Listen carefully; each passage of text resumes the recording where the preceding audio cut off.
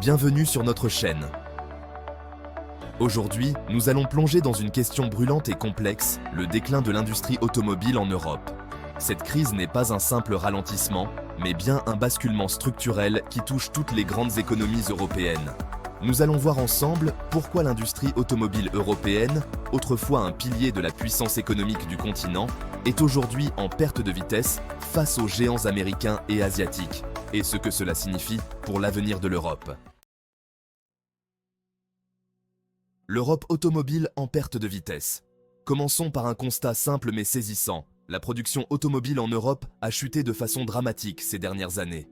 En 2019, le continent fabriquait 21 millions de véhicules. Aujourd'hui, ce chiffre est tombé à environ 16 millions et demi, soit une baisse de 20%. Et ce chiffre inclut encore des zones comme la Russie. Cette diminution représente un tournant dans l'histoire de l'industrie automobile européenne. Les raisons ? Une combinaison de pressions économiques, de transitions énergétiques et surtout une concurrence internationale de plus en plus féroce. La Chine, par exemple, a conquis une grande part du marché des véhicules électriques et impose ses standards en matière de prix et de technologie, ce qui met la pression sur les constructeurs européens. Alors que les ventes de voitures électriques connaissent un fort succès en Asie et aux États-Unis, l'Europe peine à suivre la cadence. La montée de la concurrence chinoise. En parlant de la Chine, saviez-vous que des constructeurs chinois comme BYD gagnent du terrain à une vitesse impressionnante ? Volkswagen, le géant allemand qui détenait la première place en Chine, s'est fait détrôner par BYD en 2022, une marque autrefois peu connue. La part de marché de Volkswagen en Chine a chuté de 19,3% en 2020 à 14,5% aujourd'hui. C'est une chute brutale qui révèle le déclin des marques européennes dans les marchés autrefois sûrs. Et cela ne s'arrête pas là. BYD prévoit d'entrer encore plus profondément dans le quotidien des Européens, notamment avec des flottes de taxis et peut-être même des voitures de police. Imaginez un instant, des véhicules chinois au service des villes allemandes et européennes. Une réalité impensable il y a quelques années, mais qui aujourd'hui semble inévitable. Cette situation est un véritable coup de tonnerre pour l'Allemagne, un pays qui voyait dans sa production automobile un symbole de sa puissance industrielle. L'obstacle de la transition écologique. Mais le problème pour les constructeurs européens n'est pas seulement économique, il est aussi réglementaire. Les objectifs de réduction des émissions de CO2 fixés par l'Union européenne sont ambitieux, voire extrêmement contraignants. À partir de l'année prochaine, les constructeurs devront vendre une voiture sur 4 en version électrique pour atteindre les quotas d'émissions. Mais ce virage forcé n'est pas sans conséquences.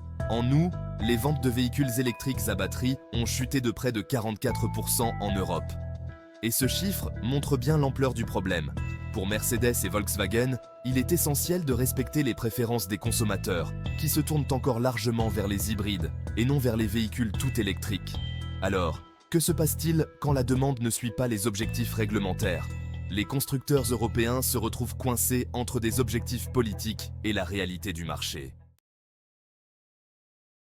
Avec tous ces défis, les constructeurs européens n'ont pas d'autre choix que de réduire leurs coûts, ce qui se traduit souvent par des suppressions d'emplois massives. Volkswagen, le numéro 1 européen, a récemment annoncé que 30 000 emplois étaient en danger, soit 10% de son personnel. C'est un chiffre énorme qui reflète l'ampleur de la crise. L'usine historique de Wolfsburg en Allemagne est même menacée. Ce serait une véritable onde de choc pour le pays, d'autant plus que VW emploie plus de 300 000 personnes en Allemagne, un symbole de stabilité en passe de s'effriter. D'autres équipementiers, comme Bosch, Continental et ZF, ne sont pas en reste.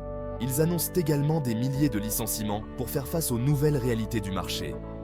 Pour les ouvriers et employés de ce secteur, qui ont souvent travaillé dans ces entreprises toute leur vie, la menace de perdre leur emploi est brutale et inattendue.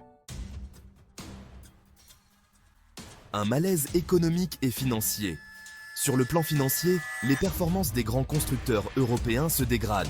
Depuis 2014, les actions de Volkswagen ont chuté de 21%. Comparez cela à Tesla, dont l'action a augmenté de 1229% sur la même période. Ce contraste saisissant illustre la perte de vitesse des constructeurs européens face à des concurrents plus dynamiques et mieux adaptés aux nouvelles attentes du marché. Il y a une décennie, l'industrie automobile allemande était l'un des moteurs de l'économie européenne. Aujourd'hui, même les investisseurs se détournent de ce secteur, préférant des marques comme Tesla et BYD, qui dominent désormais le marché mondial des véhicules électriques. Et cela se ressent dans le moral des entreprises. L'indicateur de confiance dans l'industrie automobile allemande a chuté de manière spectaculaire ces derniers mois, selon l'Institut de conjoncture IFO. Les perspectives pour l'avenir. Alors, quel avenir pour l'industrie automobile européenne? Pour beaucoup, il s'agira d'une véritable course contre la montre. D'un côté, il y a la nécessité de continuer à investir dans la recherche et le développement pour proposer des véhicules plus écologiques. De l'autre, il y a la pression de rester compétitif face à la concurrence chinoise et américaine. Des dirigeants comme Carlos Tavares, CEO de Stellantis, ont exprimé des préoccupations sur la survie même des sous-traitants, des concessionnaires et des équipementiers. Pour lui, les années à venir seront tout sauf faciles, que ce soit pour les concessionnaires, pour les fournisseurs ou pour les salariés. Il s'agit d'une réorganisation majeure qui affectera tous les niveaux de l'industrie automobile en Europe. En conclusion, le déclin de l'industrie automobile européenne n'est pas seulement un problème d'entreprise. C'est une crise économique et sociale majeure qui touche des millions de personnes sur tout le continent. Les constructeurs européens sont face à des défis immenses.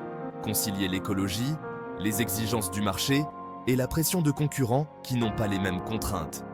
Merci d'avoir regardé cette vidéo jusqu'au bout.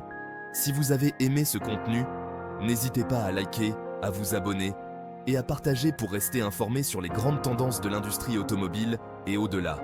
Nous sommes là pour vous donner les clés de compréhension de ces enjeux complexes. À très bientôt sur notre chaîne pour de nouvelles analyses.